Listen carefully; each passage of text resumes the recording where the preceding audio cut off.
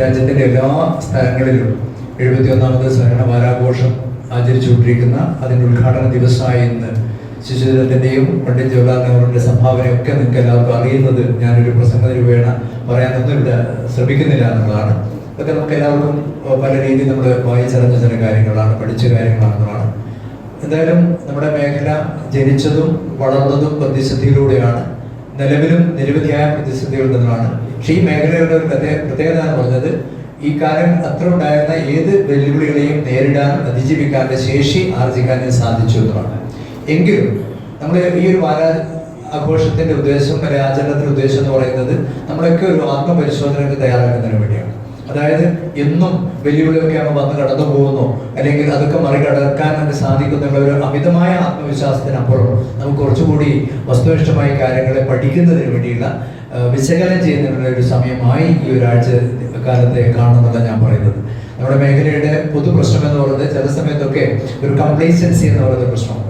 Self കംപ്ലേസൻസി എന്ന് ഞാൻ പറയും. അതായത് സ്വയം തൃപ്തി അടയുന്ന ഒരു സ്വഭാവം നമുക്കുണ്ട് എന്നതാണ്.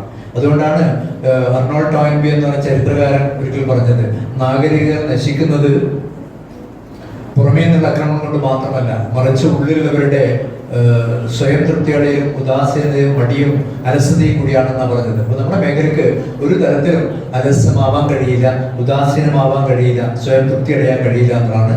അതിൽ നിന്ന് മോചനം നേടിയാൽ മാത്രമേ വെല്ലുവിളി നേടാൻ സാധിക്കുന്നതാണ്. അതിന് പ്രാപ്തമായ രീതിയിലുള്ള പദ്ധതികൾ ആവിഷ്കരിക്കാൻ, തന്ത്രങ്ങൾ മെനയാൻ ഈ ഒരാഴ്ചക്കാലം ദേശീയ തലത്തിലും സംസ്ഥാന തലത്തിലും പ്രാദേശിക തലത്തിലൊക്കെ ഇത്തരം കാര്യങ്ങൾ ചെയ്യുമ്പോൾ നമ്മുടെ വിദ്യാർത്ഥികൾ ഇവിടെയുള്ള HDCM വിദ്യാർത്ഥികൾ അതിൻ്റെ സഹകരിച്ചുകൊണ്ട് MBA വിദ്യാർത്ഥികളൊക്കെ ഇവിടെ ഈ ഒരു പ്രോഗ്രാമിനെ പറ്റി പറയുമ്പോൾ ഞാൻ അവരെ അനുമോദിക്കാൻ ഈ അവസരം ഉപയോഗപ്പെടുത്താണ്. കാരണം കഴിഞ്ഞ കുറേ ദിവസങ്ങളായി അതിൻ്റെ ഒരുക്കത്തിലായിരുന്നതാണ്. ഒരുക്കം മാത്രമല്ല, ഇനി അതിൻ്റെ എക്സിക്യൂഷനാണ്. ആ എക്സിക്യൂഷൻ ഇന്ന് തുടങ്ങുമെന്ന് മാത്രമേ ഉള്ളൂ. ഈ വരുന്ന 20-ാം തീയതി വരെയുള്ള ദിവസങ്ങളിൽ അവർ പല കാര്യങ്ങളും ക്യാമ്പസിനും പുറത്തു വെച്ച് ചെയ്യുമ്പോൾ അതിൻ്റെ ആ എഫർട്ടിനെ, ആ ഒരു ശ്രമത്തെ തീർച്ചയായും നമ്മൾ അനുമോദിച്ച് മതിയാവുന്നതാണ്. അത്രമാത്രം സൂചിപ്പിച്ചുകൊണ്ട് വളരെ സന്തോഷമുള്ളൊരു മൊമെന്റ് ഞാൻ പറയാൻ കാരണം, കഴിഞ്ഞ മന്ത്രിസഭയിലെ സഹകരണ വകുപ്പ് എന്ന മന്ത്രി എന്ന രീതിയിലും നിലവിൽ കഴക്കൂട്ടത്തിൻ്റെ MLA എന്ന രീതിയിലും മാത്രമല്ല, എനിക്ക് വ്യക്തിപരമായി സാറുമായിട്ടുള്ള ബന്ധം എന്ന് പറയുന്നത്, ഞാൻ ഇൻസ്റ്റിറ്റ്യൂട്ട് ഓഫ് കോമഡി മാനേജ്മെന്റ് ഡയറക്ടറായ സമയത്ത് അതിൻ്റെ 50% ബഡ്ജറ്റ് കേരള ഗവൺമെന്റ് എന്നാണ് കിട്ടിയിരുന്നത്. അത് ഇവിടുന്ന് കിട്ടുന്നതിന്റെ ഭാഗമായി പല സമയത്തും ഈ വകുപ്പുമായും മന്ത്രിയായും RCSുമായൊക്കെ ബന്ധപ്പെടുന്ന ഒരു സൗകര്യം എനിക്ക് ഉണ്ടായിരുന്നതാണ്.